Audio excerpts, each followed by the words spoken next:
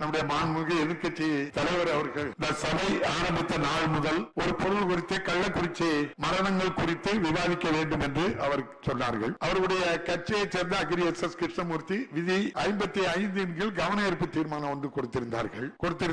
அதன் அடிப்படையில் அவர்களை பேச அழைக்க வேண்டும். அன்று முதலில் திருக்குறள் வாசித்து அதன் பின் கேள்வி பதில் நேரம் முடிவடைந்தது. 1 மணி நேரம் கழித்து 0 ஹவர்ல கவன ஈர்ப்பு தீர்மானமோ ஒத்திவைப்பு தீர்மானமோ எதுவும் எழுதி கொடுக்காமல் மாண்புமிகு எதிர்க்கட்சி தலைவர்கள் எழும்பி நின்று எந்த பிரச்சனையும் இந்த ஹவுஸ்ல ரைஸ் பண்ணக்கு முழு உரிமை இருக்கு, எவ்வளவு நேரம்னாலும் பேசுவதற்கு நம்முடைய அனுமதி கொடுப்போம், ஒரு குறிப்பிட்ட அளவு பேசுகின்ற அளவுக்கு நம்ம அனுமதி கொடுப்போம். அதை திரும்ப திரும்ப அன்று நாம் பதிவு பண்ணோம். அதை பற்றி அவங்க காது கொடுத்தே கேட்கல.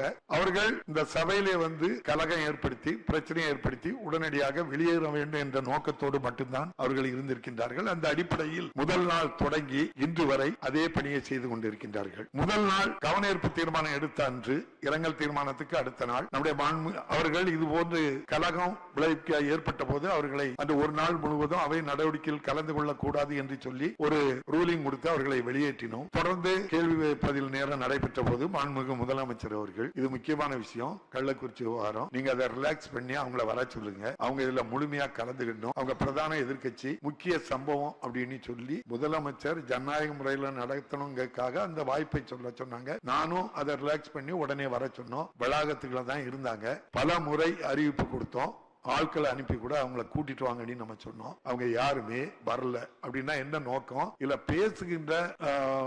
பேசுவதற்கு அவருக்கு மனம் இல்லாமல் தான் அந்த முடிவு எடுத்திருக்கின்றார்கள். எதற்காக என்று நாம் திரும்ப கேட்கணும். அதுக்கு விளக்கமா அவங்க வந்து சொல்லலாம். நேற்று இது போல் நடந்த சம்பவத்துக்கும் இது போல் நான் வெளியேற்றினேன். மாண்புமிகு அவை முன்னவர் இல்லாத நேரத்தில் நம்முடைய மாண்புமிகு மூத்த அமைச்சர் KN நேரு அவர்களை இந்த சட்டமன்ற கூட்டத்தொடர் முழுமைக்கும் அவர்களை அவையில் இருந்து நீக்கி வையுங்கள் என்று சொன்னார். பேரவை விதிகளின்படி அவர் அவங்க கொண்டு வந்தது நியாயம். மாண்புமிகு முதலமைச்சர் அவர்கள் உடனடியாக இடைமறித்து தேவையில்லை, நாளைக்கு முக்கியமான நம்முடைய விதிகள் எல்லாம் மானிய கோரிக்கை இருக்கு, விதிகள் இருக்கு, 1 டன் விதிகள் எல்லாம் கொண்டு வர வேண்டியிருக்கு, முக்கியமான நிகழ்வுகள் இன்னும் வெளிப்படையா சொன்னா நம்முடைய ஜாதிவாரி கணக்கெடுப்பு தீர்மானம் எல்லாம் எடுக்க வேண்டிய இருக்கும் மனதில் வச்சு அவங்க சொல்லல. நான் ஊடகங்கள் பத்திரிகைகள்ல பார்த்து தான் சொல்றேன். வருவா வரலையா அது எனக்கு தெரியாது. ஆனால் அதைத்தான் மனதில் வைத்து சொன்னாங்களோடு நான் நினைக்கிறேன். இந்த ஜாதிவாரி கணக்கெடுப்பு வந்து முக்கியமான விஷயம். எதிர்க்கட்சி நிச்சயமா கலந்து கொள்ளுங்கிறத மனதில் வைத்தோ என்னவோ எனக்கு தெரியல. மீண்டும் அவர்களுக்கு ஒரு நாள் மட்டும் போதும், நாளைக்கு வரட்டு சொல்லி இன்னைக்கு வர சொல்லியிருக்காங்க. நான் நேற்று ஒரு ரூலிங் கொடுக்கும்போது சொன்னேன், ஒரு கவன ஈர்ப்பு தீர்மானம் ஒத்திவைப்பு தீர்மானம் எப்படி எடுக்கணும், எப்படி கொடுக்க வேண்டும் சொன்னேன். ஒத்திவைப்பு தீர்மானம் கொடுக்கணும்னா முதல்ல எழுதி தந்திருக்கணும்னு சொன்னேன். அதை இன்னைக்கு எழுதி தந்திருக்காங்க. நேற்று சபாநாயகர் சொல்லும் போது இதை நீங்க எழுதியே தரலையே, நீங்க முதலமைச்சரா இருக்கவங்களுக்கு உங்களுக்கு யாருமே தகவல் சொல்லலையா, இந்த விதிகளை பார்க்கலையா, எப்படி நீங்க இதெல்லாம் ஒரு விதி 56 கீழ் ஒத்திவைப்பு தீர்மானத்துக்கு என்கிட்ட எழுதி தராமலே பேசக்கு வந்து நிக்கிறீங்களே, நியாயமானு சொன்னதுக்கு அப்புறம் எழுதி தந்திருக்காங்க. அந்த விதி என்ன சொல்லுதுன்னா 56 ஒத்திவைப்பு தீர்மானம் அரை மணி நேரத்துக்கு முன்னாலேயோ 1 மணி நேரத்துக்கு முன்னாலோ அவை கூடுவதற்கு முன்னால் அதை கொண்டு சட்டப்பேரவை தலையிட்ட கொடுக்கணும். அதுபோல இன்னைக்கு எதிர்க்கட்சி கொறடா அவர்கள் வேலுமணி அவர்கள் என்கிட்ட கொண்டு தந்துட்டாங்க. அதை எடுக்கதும் எடுக்காததும் நம்முடைய பேரவைத் தலைவருடைய விருப்பம். அந்த நிகழ்வுகளை பார்ப்பாங்க. இன்னைக்கு என்னென்ன நிகழ்வுகள் எல்லாம் இருக்கு, இதனை எடுத்துக்கிடலாமா அப்படிங்கிறத ஆய்வு செய்து ஒரு பதில் சொல்லணும்னு எடுத்துக்கிட்டேன் அல்லது எடுக்கல. இந்த ரெண்டுக்கும் எடுத்ததுக்கு அப்படின்னு சொன்னா எடுத்து எந்த நேரத்துல எடுத்துக்கிட்டேன்னு சொல்லணும். இல்ல எடுக்க முடியாது அப்படின்னு சொன்னா அதுக்கு என்ன காரணம்னு நான் இந்த அவையிலேயே என்ன செய்யணும் சொல்லணும். அதுக்கு அவங்க வந்திருக்காங்க. ஏற்கனவே இன்னைக்கு அவையில வந்திருக்காங்க. நீங்க கொடுத்திருக்கீங்க, உட்காருங்க, நான் சொல்றேன். நீங்க விதி 56 கீழ் ஒத்திவைப்பு தீர்மானத்தை தந்துட்டீங்க. நான் படிச்சு பார்த்துட்டேன். நான் அது தாரனா தரலையாங்கிறத நான் சொல்றேன்.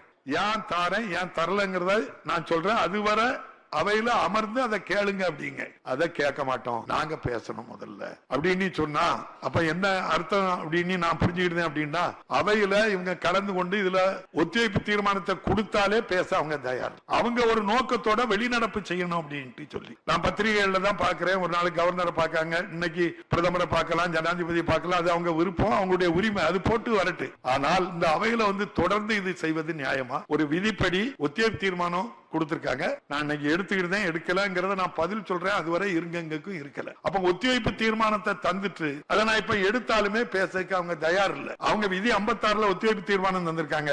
விதி 65(4) தெளிவா சொல்லுது, ஒரு பொருள் குறித்து ஒத்திவைப்பு தீர்மானமோ கவனஈர்ப்பு தீர்மானமோ இந்த அவையில கொண்டு வந்து உறுப்பினர்கள் அதை விவாதித்து மாண்புமிகு முதலமைச்சரோ அல்லது மற்ற அமைச்சர்கள் யாராவது பதில் சொல்லிய பிறகு அந்த கூட்டத்தொடர் முழுவதும் அந்த பொருள் குறித்து எடுப்பதற்கு விதியில இடமே கிடையாது, எடுக்கவே கிடையாது. அதான சபை மரபு, இதான சபை விதிகள். அப்ப அந்த விதிக்கு விதிப்படியும் நடைபெறுவது கிடையாது. அவங்க நடவடிக்கைகள் இல்ல, மரபுப்படியும் நடவடிக்கைகள் இல்ல.